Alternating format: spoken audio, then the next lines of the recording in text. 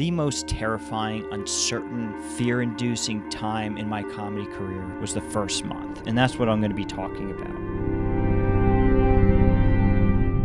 It took me a long time to get to the point of even starting stand-up comedy, and I made another video about that experience, which you can watch on my channel. But after I had overcome that, there were still so many more hurdles I had to get over. This is probably the least documented part of my stand-up journey, primarily because I was just so nervous that oftentimes I just forgot to hit record on my iPhone. So only a couple of audio recordings exist from this time period, and I'll fill in the gaps with my storytelling.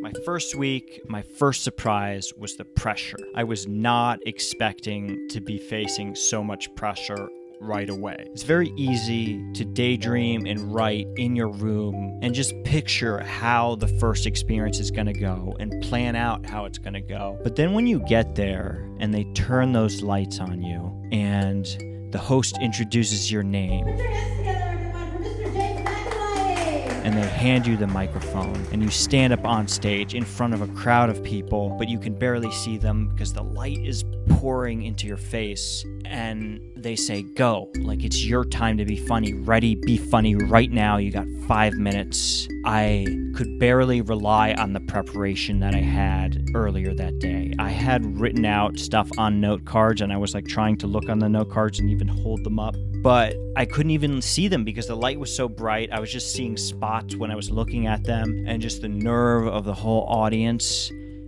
That was a terrifying experience. And so I didn't say what I set out to say. Things didn't go the way I expected them to go right away, just because of how overwhelming and big that experience is. No recordings of that set exist, unfortunately, but I'll tell you exactly what happened. I was so nervous but determined to be prepared. So I got to the venue 2 hours early. It's the back room of a restaurant. I sign up late because I'm afraid to get up in front of a bunch of comedians, so I figure by the end of the night, most of them will have left, so I don't have to perform in front of them, which is what happened. And I just ended up being there for a long time because I got there so early and I went up so late, so I was just sitting nervously in the back of this dark restaurant room until eventually I had to go up. I should say the vibe of the room was very strange and very different. And I didn't realize this at the time, but I have since talked to another comedian who was there who has confirmed, yeah, it was a really weird vibe that night because it was the night that Donald Trump had gotten inaugurated. So there was a lot of vitriol and a lot of anger because of what had just happened. It was not a pro-Trump room for sure. Everyone was just getting on stage and talking about Donald Trump. So it just felt strange and weird. And I definitely didn't want to talk about Trump. I didn't even want to think about Trump. But I just felt pressure because everyone was doing that. So I made a mistake. When I finally went up on stage, I said, I need to say something related to this, but I couldn't think of anything. But I did it anyway, and the best I could come up with was I told a story, never having told a story before, about a time where I was mean to a Muslim girl on the bus as a kid and how I regretted that and I never wanted to do that again. It ended up being very weird and awkward, and there was just silence. And I remember the host, who was a very nice guy, just looked at me as I got off stage. And I haven't told that story again. And that's probably the only thing I've told on stage just once. The open mic I went to the next day, the vibe was very different. The room was much bigger and there was far less comedians. There was maybe only 7 comedians and audience total, whereas the mic I'd went to before, it was well in the 30s. So this did help with my stage fright a little bit, but I was still nervous and awkward on stage. And I actually was so insecure that I yelled at someone for laughing at me. Just having fun up here, just having fun up here. Need to see how much time I have. Oh yeah, okay. What are you laughing at? It's something funny that you did on stage. Oh, good. Yeah, telling jokes. Yeah. Telling jokes? Was you laughing at my joke? You did it. Oh, good. The whole point of going to open mic is to get people to laugh at you. There was a moment, though, at this mic where I did leave that ball of nerves behind for just a second. I did riff this line that got a laugh, that was true to the moment of the room, and it commented on what was happening right now. And I think that was my first, true laugh that I felt good about, and I felt like, oh, if I can be like this all the time, comedy will be an amazing experience for me. It's not that hard to fool people. If you have a lot of money and a big advertising budget, and I don't know where that's going, but anyway, that was a little too, I think, moralistic. If I learned anything from watching this open mic so far, is have no morals.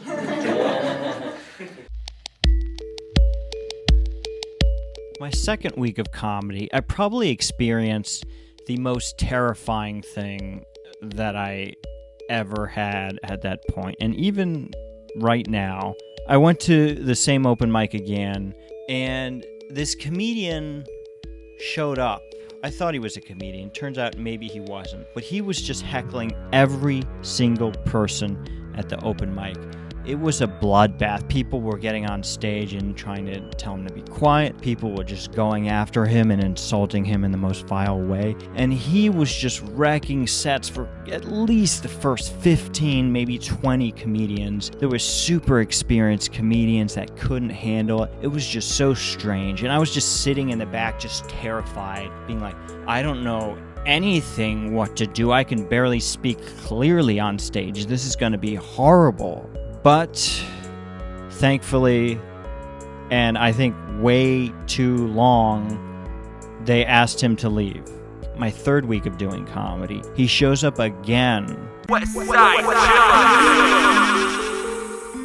And boy, was I terrified again.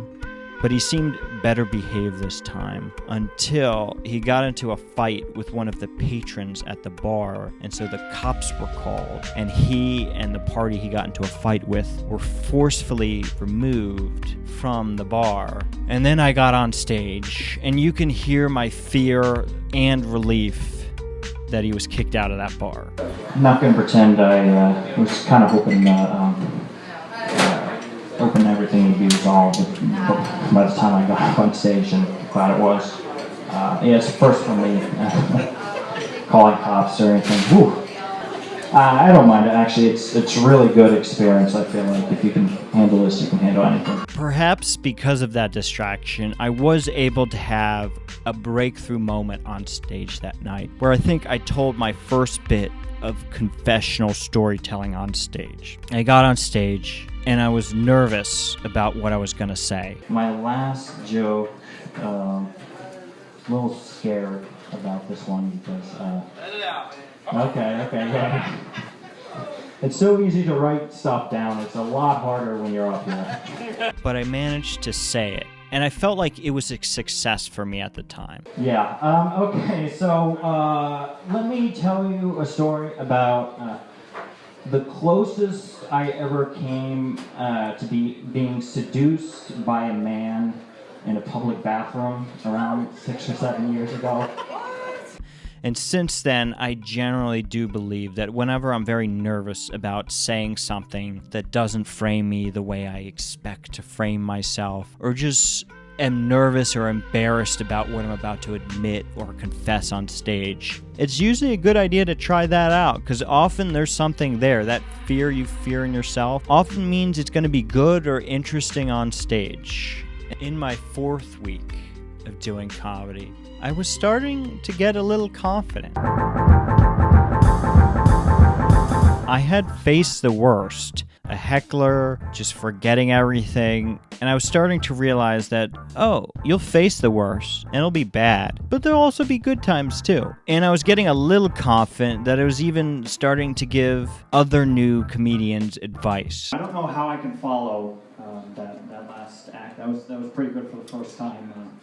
I certainly was not that good my first time. I was already being nostalgic to when I first started comedy 3 whole weeks ago. I think it's the life experience that really helps out.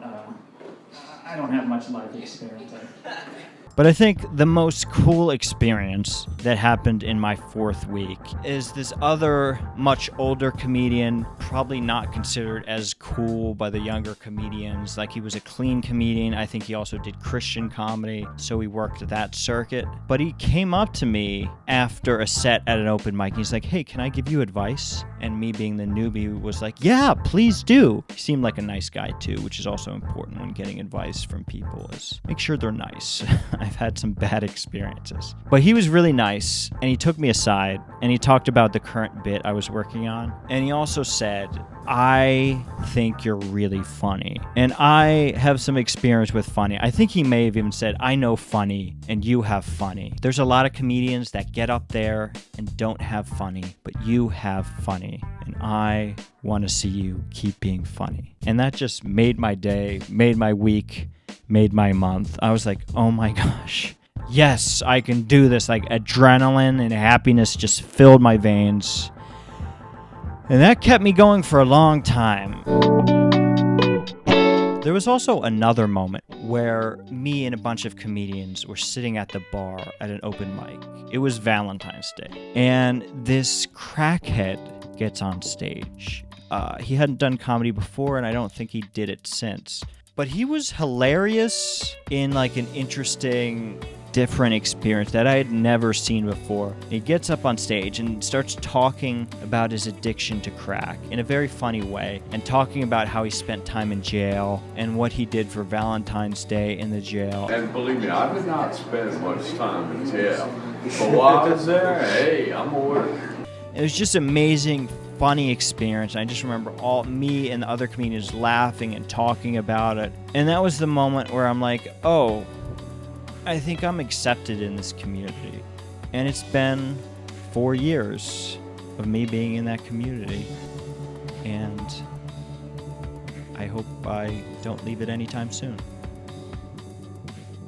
Thank you for watching. Drop a comment, subscribe. Let me know what you got going on. I always want to know what other people are doing. I also want to leave you with 3 funny things that I found while listening to old sets. First thing, I was so polite. Thank you for that generous opening. Hi, thank you for that introduction. Thank you for that great intro. Thank you for that introduction. Thank you for that introduction. Thank you for that. Thank you. Thank you for that introduction. Thank you. Thank you for that introduction. Thank you for that. Thank you. Thank you for that introduction. Thank you for that. I always appreciate it when someone pronounces my name correctly.